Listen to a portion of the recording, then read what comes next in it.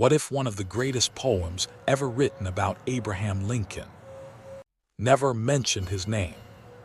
After Lincoln's assassination, Walt Whitman didn't write about politics or the killer.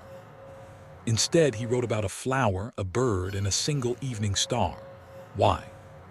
Discover the hidden story behind When Lilacs Last in the Dooryard Bloomed, a poem that helped an entire nation grieve and continues to comfort readers more than 160 years later. A president has just been assassinated. An entire nation is grieving.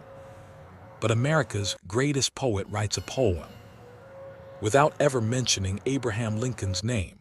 Why? It's April 1865.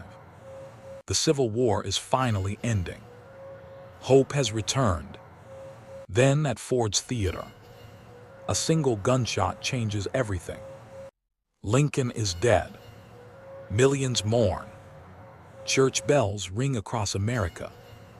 A funeral train travels nearly 1,700 miles.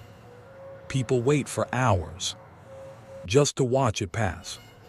Among those grieving is poet Walt Whitman. Instead of writing about politics or the assassin, he writes about three simple things: a lilac, a bird, and an evening star.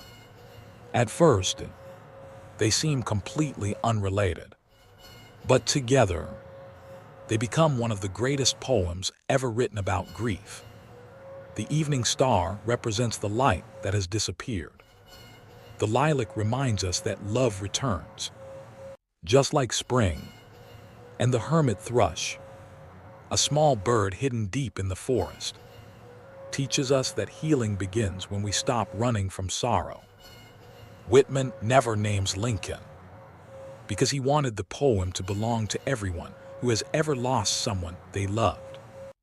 That's why When Lilacs Last in the Dooryard Bloomed still speaks to readers more than 160 years later. It isn't just about Abraham Lincoln.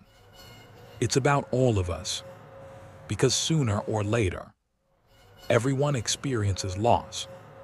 And sometimes, the right poem doesn't erase grief. It simply helps us carry it.